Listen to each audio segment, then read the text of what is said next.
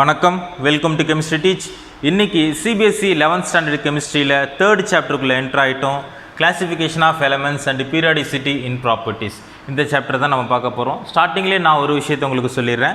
இந்த சாப்டரில் இன்ட்ரொடக்ஷன் மட்டும்தான் இன்றைக்கி நான் நடத்த போகிறேன். மற்றபடி S block, P block, D block and F block எலமெண்ட்ஸை பற்றிலாம் நான் இந்த கிளாஸில் இல்லை, வரப்போகிற கிளாஸில் கண்டிப்பாக நடத்துகிறேன். ஏன் இதை உங்களுக்கு நான் ஸ்டார்டிங்லேயே சொல்லிட்டேன் அப்படின்னா, சப்போஸ் சம் வியூவர்ஸ்க்கு இதில் S block, P block, F block, D block elements பற்றிலாம் டீட்டெயிலாக நடத்தும் அப்படின்னு நினச்சிங்கன்னா இதில் கிடையாது, வரப்போகிற கிளாஸில் கண்டிப்பாக நடத்துகிறேன். இன்ட்ரொடக்ஷன் வேணும் அப்படிங்கிறவங்க மட்டும் ஸ்கிப் பண்ணாமல் கண்டினியூ பண்ணுங்கள். ஸோ ஃபஸ்ட்டு கிளாசிஃபிகேஷன்னா என்னன்றது நமக்கு கண்டிப்பாக தெரிஞ்சிருக்கணும்.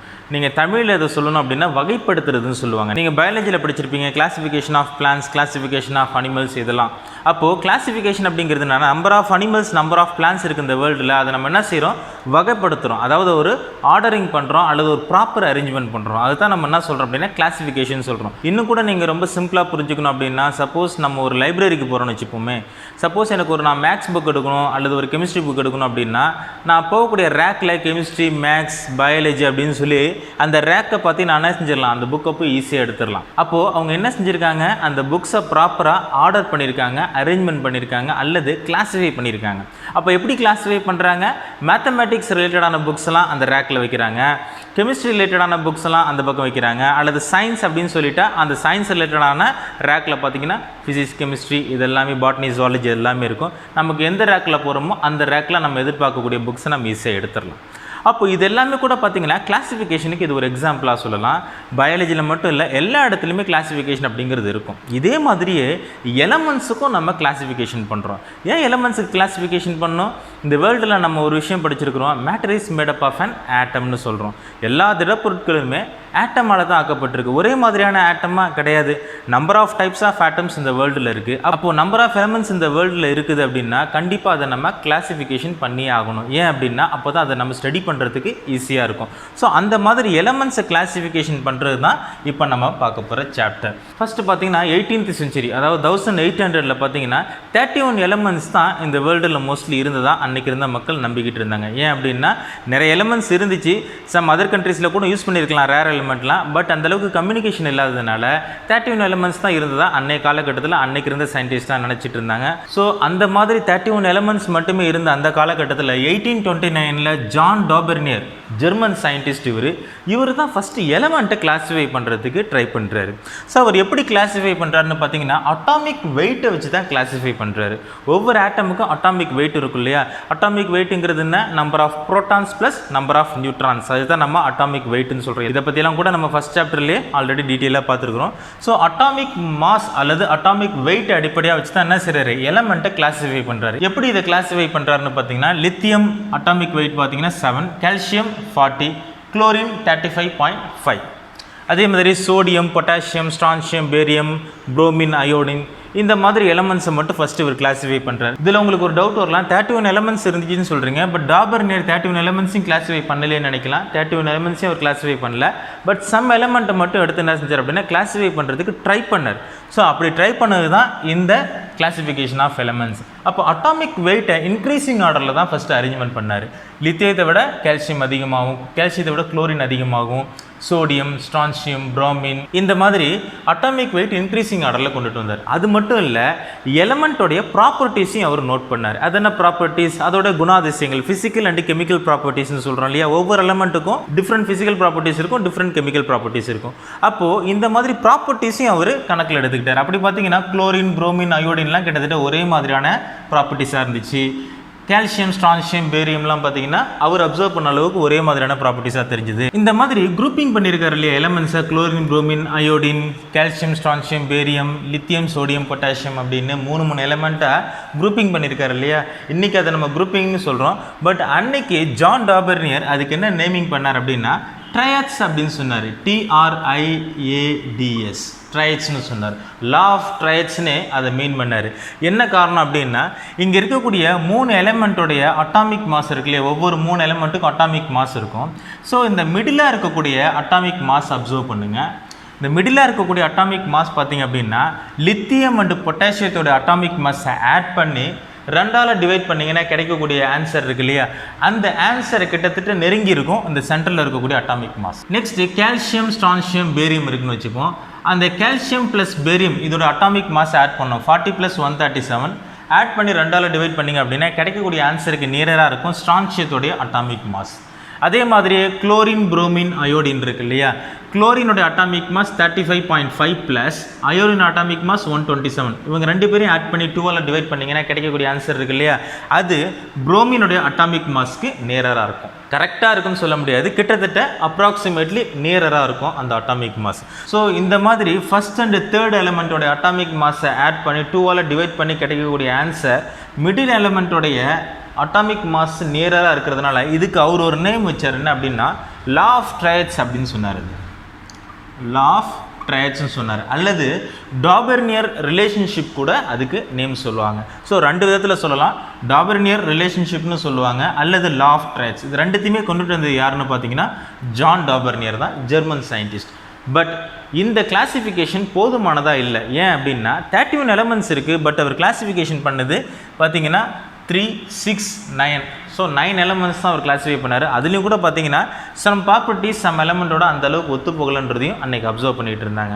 அடுத்து 1862 டி ஜான் கார்டாய்ஸ் ஃப்ரெஞ்ச் சயின்டிஸ்ட் என்ன செஞ்சார் அப்படின்னா அதே மாதிரியே டாபர்னியர் விட்டுட்டு போன அந்த ஒர்க்கை இவர் கண்டினியூ பண்ணலான்னு பார்த்தாரு. பட் இவர் எப்படி எலமெண்ட்ஸ் அரேஞ்ச் பண்ணார்னு பார்த்தீங்கன்னா எலமெண்ட்ஸை சிலிண்ட்ரிக்கல் டேபிளில் அரேஞ்ச்மெண்ட் பண்ணார். பட் அது அன்னைய காலகட்டத்தில் யாரும் அந்த அளவுக்கு அட்ராக்ட் பண்ணலை, யாரும் அது பெருசுப்படுத்திக்கல. ஸோ அதோட அதுவும் ஃபெயிலியர் ஆகுது, அதுலேயும் அந்த அளவுக்கு சக்ஸஸ்ஃபுல்லாக அவர் ப்ரெசென்ட் பண்ணலை. நெக்ஸ்ட் 1865 ஜான் அலெக்சாண்டர் நியூலாண்ட், இவர் ஒரு இங்கிலீஷ் சயின்டிஸ்ட், அதாவது பிரிட்டிஷ் சயின்டிஸ்ட். இவர் பார்த்தீங்க அப்படின்னா இவருடைய காலகட்டத்தில் கிட்டத்தட்ட 63 எலமெண்ட்டுக்கு வந்துருச்சு. ஏன்னா கிட்டத்தட்ட 1865 பார்த்தீங்க அப்படின்னா 63 எலமெண்ட் ஓரளவு இந்த உலகத்தில் தெரிய ஆரம்பிச்சிருச்சு மக்களுக்கெல்லாம். ஸோ அந்த எலமெண்ட்டை இவர் திரும்பவும் கிளாஸிஃபை பண்ணுறதுக்கு இவர் ட்ரை பண்ணுறாரு. ஜான் அலெக்சாண்டரும் பார்த்தீங்கன்னா எலமெண்ட்டை அட்டாமிக் மாஸ் இன்க்ரீசிங் ஆர்டரில் தான் அரேஞ்ச்மெண்ட் பண்ணுறாரு. Lithium, beryllium, boron, carbon, nitrogen, oxygen, fluorine. அடுத்து பார்த்தீங்கன்னா sodium, magnesium, aluminium, silicon, phosphorus, sulphur, chlorine. Next potassium, calcium. அதோட முடிஞ்சிருச்சு. அதுக்கு மேலே அவரால் கிளாஸிஃபை பண்ண முடியல. இதில் ஒரு விஷயம் அப்சர்வ் பண்ணணும், ஜான் அலெக்சாண்டர் அப்படிங்கிற ஒரு பிரிட்டிஷ் மியூசிஷியன். ஸோ இவர் எலமெண்ட்டை கிளாஸிஃபை பண்ணும்போது கூட பார்த்தீங்க அப்படின்னா எலமெண்ட்ஸ்லையும் சம் மியூசிக்கல் டோன் இருக்கும் அப்படிங்கிற மாதிரி தான் இவர் கிளாஸிஃபை பண்ணுறாரு. இதில் பார்த்தீங்கன்னா lithium, beryllium, boron, carbon, nitrogen, oxygen, fluorine 7 element arrange பண்ணார். 8th வரக்கூடிய எலமெண்ட் என்ன செஞ்சார் அப்படின்னா லித்தியத்துக்கு கீழே கொண்டுட்டு வந்தார், சோடியமாக. again sodium, magnesium, aluminium, silicon, phosphorus, sulphur, chlorine 7 element வந்திருக்கும். 8th எலமெண்ட்டை பார்த்தீங்கன்னா சோடியத்துக்கு கீழே பொட்டாசியமாக கொண்டுட்டு வந்தார். again பொட்டாசியம், கால்சியம் அதோட ஸ்டாப் பண்ணிட்டார், அதுக்கு மேலே கொண்டுட்டு போகலை. இது எப்படின்னா சரிகம பதனி இருக்கு இல்லையா, ஸோ சரிகம பதனின்னு போனதுக்கப்புறம் திரும்பவும் சா இங்கே வரும், ஃப்ரண்ட்டுக்கு வந்துடும். அதே மாதிரி 7 ஸ்வரங்கள் வரும், 8ஆவதாக இருக்கிற திரும்பவும் ஃபஸ்ட்டுக்கு வந்துடும். அதாவது 8th எலமெண்ட் ஃபஸ்ட் எலமெண்ட்டோட ரிசம்பிளாக இருக்குது அப்படின்னாரு. 8th வரக்கூடிய எலமெண்ட் அதோட நேச்சர் எப்படி இருக்குது, அதாவது physical and chemical properties first எலமெண்ட்டுக்கு ஒத்து போகுது. அதே மாதிரி சோடியம் பார்த்தீங்கன்னா சோடியத்திலேருந்து அப் டு குளோரின் வரைக்கும் 7 எலமெண்ட் அரேஞ்ச் பண்ணார். 8th வரக்கூடிய எலமெண்ட் அதோட கேரக்டரிஸ்டிக், அதாவது அதோடைய ஃபிசிக்கல் அண்ட் கெமிக்கல் ப்ராப்பர்ட்டிஸ் எப்படி இருக்குது, சோடியத்துக்கு கீழே பொட்டாசியம் அதுக்கேற்ற மாதிரி ஒத்து போகுது. ஸோ இந்த மாதிரி தான் ஜான் அலெக்சாண்டர் நியூலாண்ட் அப்படிங்கிறவர் இந்த எலமெண்ட்டை கிளாசிஃபிகேஷன் பண்ணார். இதுக்கு அவர் ஒரு நேம் வச்சார், என்ன அப்படின்னா லா ஆஃப் ஆக்டேவ்ஸ் அப்படின்னு சொன்னார். லா ஆஃப் ஆக்டேவ்ஸ் அப்படிங்கிறது என்னென்னா கிட்டத்தட்ட 8th வரக்கூடிய எலமெண்ட் ஃபஸ்ட் எலமெண்ட்டில் இருக்கக்கூடிய கெமிக்கல் அண்ட் ஃபிசிக்கல் ப்ராப்பர்ட்டிஸ் கூட ஒத்து போகுன்றது தான் அவர் சொல்ல வந்த விதம். பட் இது எல்லா எலமெண்ட்டுக்கும் இந்த லா ஆஃப் ஆக்டேவ்ஸ் ஒத்து போகுமான்னு கேட்டிங்கன்னா அப்படி கொண்டுட்டு வர முடியல. அன்னைக்கு 63 எலமெண்ட் இருந்துச்சு, பட் அவர் கால்சியம் வரைக்கும் தான் கொண்டுட்டு வந்தார். அதே சமயத்தில் இதுலேயும் கூட சம் ஃபிசிக்கல் அண்ட் கெமிக்கல் ப்ராப்பர்ட்டிஸில் சம் டிஃப்ரென்ஸ் இருந்துச்சு. ஸோ அதனால் இன்னும் அடுத்த கட்டத்துக்கு நியூலாண்டால் இந்த கிளாசிஃபிகேஷனை கொண்டுட்டு போக முடியல. இவங்களுக்கு அடுத்து தான் 2 சயின்டிஸ்ட் வந்தாங்க, German and Russian scientist Mendeleev and Lothar Meyer. இவங்க அடுத்து இந்த கிளாசிஃபிகேஷனை அடுத்த கட்டத்துக்கு கொண்டுட்டு போனாங்க. அது என்னன்னு இப்போ பார்ப்போம். Mendeleev and Lothar Meyer. Mendeleev Russian scientist, Lothar Meyer German scientist. இவங்க 2 பேருமே எலமெண்ட்ஸை கிளாசிஃபிகேஷன் பண்ணுறாங்க, பட் இண்டிபெண்ட்டாக ஒர்க் பண்ணுறாங்க. அவர் தனியாக ஒர்க் பண்ணுறாரு, லூத்தர் மேயர் தனியாக ஒர்க் பண்ணுறாரு. லூத்தர் மேயர் ஃபஸ்ட்டு எலமெண்ட்ஸை டீட்டெயிலாக கிளாசிஃபிகேஷன் பண்ணிட்டார் ஓரளவு, பட் அவர் பப்ளிஷ் பண்ணல. அன்னைய காலகட்டத்தில் இவர் கண்டுபிடிச்சது அந்த அளவுக்கு உலகத்துக்கு தெரியப்படுத்தப்படலை. பட் மெண்டலேவ் கிளாசிஃபிகேஷன் பண்ணது தான் அன்னைக்கு பப்ளிஷ் ஆனிச்சு. மெண்டலேவ் தான் இன்றைக்கும் கூட பார்த்தீங்கன்னா பீரியாடிக் டேபிளில் ஒரு இம்பார்ட்டண்ட்டான பர்சனாக சொல்லிட்டு இருக்கிறோம். காரணம் என்னன்னு கேட்டிங்கன்னா அவருடைய கிளாசிஃபிகேஷன் அந்த அளவுக்கு ரொம்ப ஃபஸ்ட் கிளாஸாக இருந்துச்சு. நீங்கள் புக்கில் பார்த்தீங்கன்னா உங்களுக்கு தெரியும், எலமெண்ட்ஸை டீட்டெயிலாக கிளாசிஃபிகேஷன் பண்ணியிருப்பார். எப்படி கிளாசிஃபிகேஷன் பண்ணியிருப்பார் அப்படின்னா அட்டாமிக் மாஸை இன்க்ரீசிங் ஆர்டரில் தான் கொண்டுட்டு வந்திருப்பாரு. அதே சமயத்தில் ஃபிசிக்கல் அண்ட் கெமிக்கல் ப்ராப்பர்ட்டிஸ்க்கு ரொம்ப இம்பார்ட்டன்ஸ் கொடுத்துருப்பாரு. அதில் ஒரு விஷயம் கவனிச்சிங்க அப்படின்னா ஹைட்ரைட் அண்ட் ஆக்சைடுன்னு சொல்லுவோம். ஒவ்வொரு எலமெண்ட்டும் ஹைட்ரைடாகவும் இருக்குது, ஆக்சைடாகவும் இந்த வேர்ல்டில் ரியாக்ஷன் பண்ணிட்டு இருக்குது. ஹைட்ரஜன் ஆக்சிஜன் பார்த்தீங்கன்னா ஹைலி ரியாக்டிவ் எலமெண்ட். ஸோ எல்லா எலமெண்ட் கூடயுமே hydrogen oxygen most of the element கூட ரியாக்ஷன் ஆகி ஒரு ப்ராடக்ட்டை கொண்டுட்டு வந்திருக்கும். அது எல்லாமே மோஸ்ட்லி ஹைட்ரைட்ஸ் அண்ட் ஆக்சைட்ஸ்னு சொல்கிறோம். ஸோ அந்த மாதிரி அந்த ஹைட்ரைட்ஸ் அண்ட் ஆக்சைட்ஸாக ப்ரொடியூஸ் ஆகக்கூடிய அந்த எலமெண்ட் கேட்டகரி இருக்கு இல்லையா, அவங்களெல்லாம் குரூப்பிங் பண்ணார். ஸோ அந்த ஒரு மெத்தட் ஒரு கரெக்டாக ஃபாலோ பண்ணி எலமெண்ட்ஸை ஈஸியாக கிளாசிஃபிகேஷன் பண்ணார். ஒன்று. இன்னொன்று டெல்லூரியம் அண்ட் அயோடின். டெல்லூரியத்தோட அட்டாமிக் மாஸ் பார்த்தீங்கன்னா 127.6, அயோடினோட அட்டாமிக் மாஸ் பார்த்தீங்கன்னா 126.9.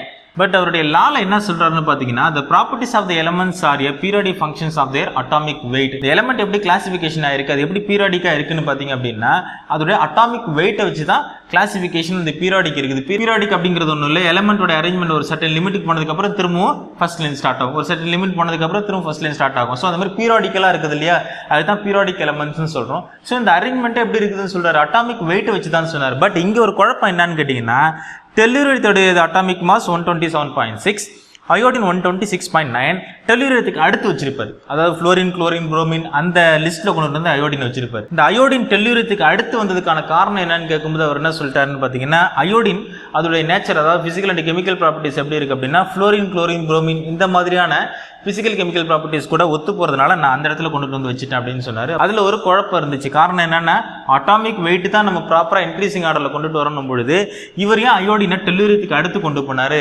இதுல ஏன் இந்த குழப்பத்தை அவர் கொண்டுட்டு வரணும்னு சொல்லும்போது இப்படி ஒரு எக்ஸ்பிளேஷன் கொடுத்து போதுமான திருப்தியா இல்லை அன்னைய காலகட்டத்தில். ஒன்று. இன்னொன்று எக்கா அலுமினா எக்கா சிலிக்கான்னு சொல்லி ஒரு ஸ்பேஸ் கொடுத்தாரு. பீரியாடிக் டேபிள்ல பாத்தீங்கன்னா அந்த உங்க புக்ல பாருங்க மெண்டலியோடைய பீரியாடிக் டேபிள் இருக்கும், அதுல நிறைய ஸ்பேஸ் கொடுத்துருப்பாரு. அந்த ஸ்பேஸ்லாம் பார்த்தீங்கன்னா அவர்கிட்ட கேட்கும்போது ஏன் நிறைய இடத்துல எம்டி ஸ்பேஸ் கொடுத்துருக்கீங்க, இங்கே என்ன காரணம்னு கேட்கும்போது அவர் சொன்னது என்னன்னா இங்கே ஃபியூச்சரில் மேபி சம் எலமெண்ட் டிஸ்கவர் பண்ணலாம். ஸோ அப்படி எலமெண்ட் டிஸ்கவர் பண்ணும்போது அந்த இடத்துல நான் எதிர்பார்க்கக்கூடிய எலமெண்ட் அந்த இடத்துக்கு நான் ஸ்பேஸ் கொடுத்துருக்கேன் இல்லையா, அங்கே அந்த எலமெண்ட்டை நீங்கள் வச்சிங்க அப்படின்னா கரெக்டாக ஃபிக்ஸ் ஆகும், அதோடைய ப்ராப்பர்ட்டிஸ் அந்த இடத்துல ஒத்து போகும் அப்படின்னு சொன்னார். அப்படி சொன்னதில் ஒரு ஆச்சரியமான விஷயம், 2 எலமெண்ட் இருக்கு. என்னன்னு பார்த்தீங்கன்னா எக்கா அலுமினா எக்கா சிலிக்கான்னு சொல்லி 2 ஸ்பேஸ் கொடுத்துருந்தார். அதாவது அலுமினியத்துக்கும் சிலிக்கானுக்கும் கீழே ஸ்பேஸ் கொடுத்துருந்தார்.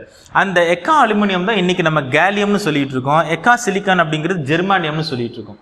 இந்த கேலியம் அண்ட் ஜெர்மானியம் இவங்களுடைய அட்டாமிக் மாஸ் பார்த்தீங்கன்னா அன்னைக்கே அவர் ப்ரிடிக்ஷன் பண்ணிட்டாரு, இப்படிதான் இவங்களோட அட்டாமிக் மாஸ் இந்த இடத்துல தான் வரும், இவங்களோட நேச்சர் இந்த குரூப் ஆஃப் எலிமெண்ட்ஸ் கூட தான் ஒத்து போகுன்றத அன்னைய காலகட்டத்திலே கிட்டத்தட்ட 18th century மெண்டலி கெஸ் பண்ணிட்டாரு.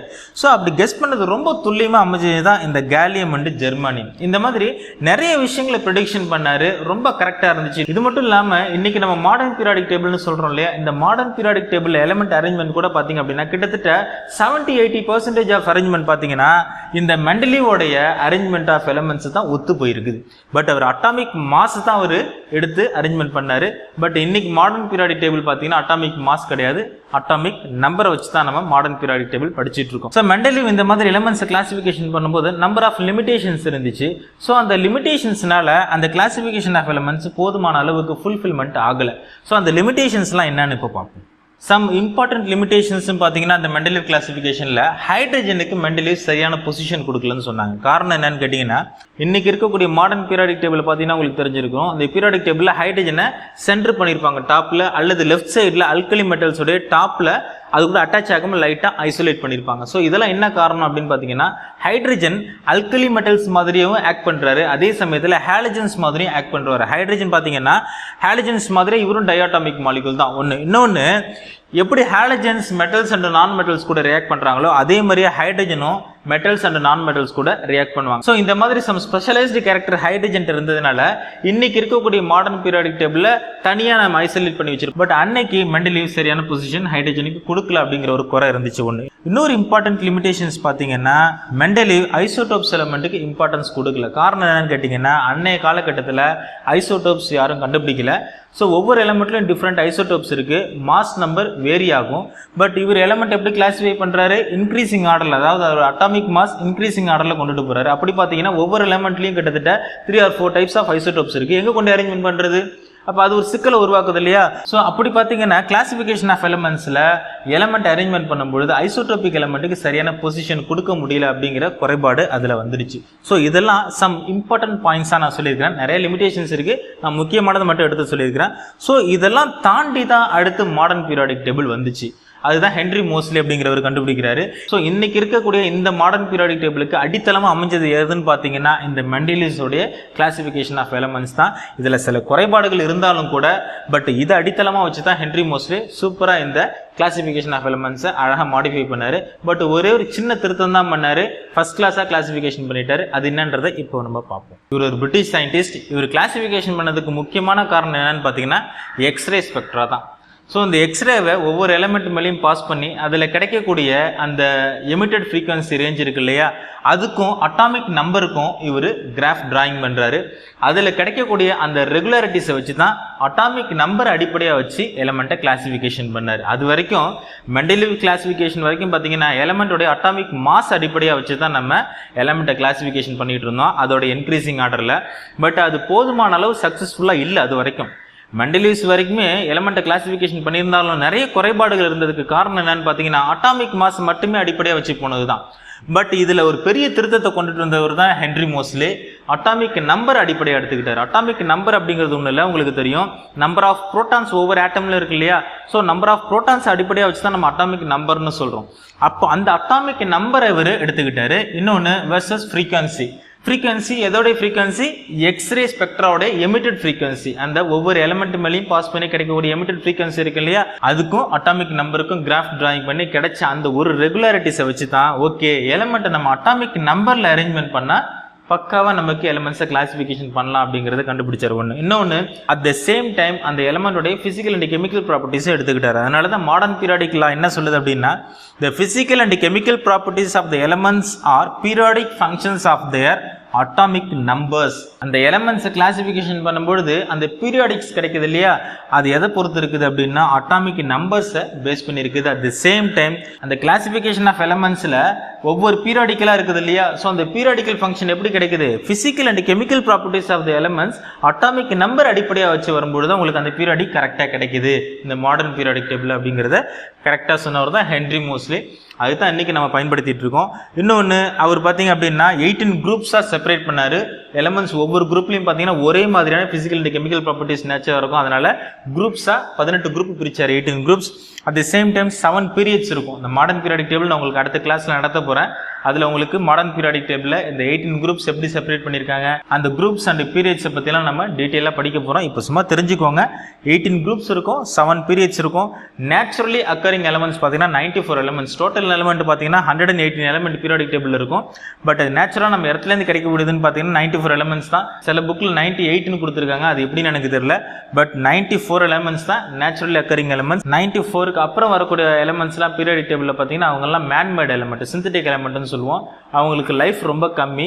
ஸோ அதனால் அதை நம்ம நேச்சுரல் எலமெண்ட்டாக கன்சிடர் பண்ணுறது கிடையாது. 94 எலமெண்ட்ஸ் தான் naturally occurring element. But total எலமெண்ட்னு பார்த்தீங்கன்னா பீரியாடிக் டேபிளில் 118 வரைக்கும் தற்போதைக்கு இருக்குது. இன்னும் கூட நிறைய எலிமெண்ட் டிஸ்கவர் பண்ணிட்டு தான் சொல்கிறாங்க. மாடர்ன் பீரியாடிக் டேபிள்லாம் நெட்டில் போய் பார்த்தீங்க அப்படின்னா அட்வான்ஸாக இருக்குது. பட் நமக்கு ஸ்கூல் அண்ட் காலேஜஸில் பார்த்தீங்க அப்படின்னா 118 எலமெண்ட்ஸ் தான் இன்றைக்கும் ஃபாலோ பண்ணிட்டு இருக்கோம். அதில் 94 எலமெண்ட்ஸ் தான் உங்களுக்கு நேச்சுரலி அக்கரிங் எலமெண்ட்ஸ். ஸோ இதுதான் இந்த கிளாசிஃபிகேஷன் ஆஃப் எலமெண்ட்ஸோடைய ஜஸ்ட் ஒரு ஷார்ட் இன்ட்ரொடக்ஷன் தான் உங்களுக்கு கொடுத்துருக்குறேன். ரொம்ப டீட்டெயிலாக கொடுக்கல, சில பாயிண்ட்ஸ்லாம் மிஸ் ஆகிருக்கும். ஏன் இதை நான் ரொம்ப டீட்டெயிலாக போகல அப்படின்னா உங்களுக்கு S block, P block, D block, F block எலமெண்ட்ஸை பற்றி நீங்கள் நிறைய தெரிஞ்சுக்க வேண்டியிருக்குது. ஸோ அதனால் இது ரொம்ப ஒரு சிம்பிளான இன்ட்ரொடக்ஷனாக கொடுத்துருக்குறேன். இதில் ஏதாவது நான் பாயிண்ட் மிஸ் பண்ணியிருந்தா கூட நீங்கள் புக்கை ரெஃபர் பண்ணிக்கோங்க. ஸோ இதுதான் கிளாசிஃபிகேஷன் ஆஃப் எலமெண்ட்ஸோடைய ஒரு ஷார்ட் இன்ட்ரொடக்ஷன். கண்டிப்பாக இந்த வீடியோ உங்களுக்கு பிடிச்சிருக்குன்னு நினைக்கிறேன். அடுத்து வரக்கூடிய கிளாஸஸில் நம்ம S block, P block, D block, F block எலமெண்ட்ஸ்லாம் நம்ம டீட்டெயிலாக பார்ப்போம். என்னுடைய வீடியோஸை தொடர்ந்து வாட்ச் பண்ணிட்டே வாங்க. இந்த வீடியோ உங்களுக்கு பிடிச்சிருந்துச்சு அப்படின்னா லைக் பண்ணுங்கள். இந்த மாதிரியான வீடியோஸ் உங்களுக்கு தொடர்ந்து வரணும் அப்படின்னா என்னுடைய கெமிஸ்ட்ரி சேனலை சப்ஸ்கிரைப் பண்ணிக்கோங்க. உங்கள் ஃப்ரெண்ட்ஸுக்கு ஷேர் பண்ணுங்கள், கமெண்ட் பண்ணுங்கள். நன்றி.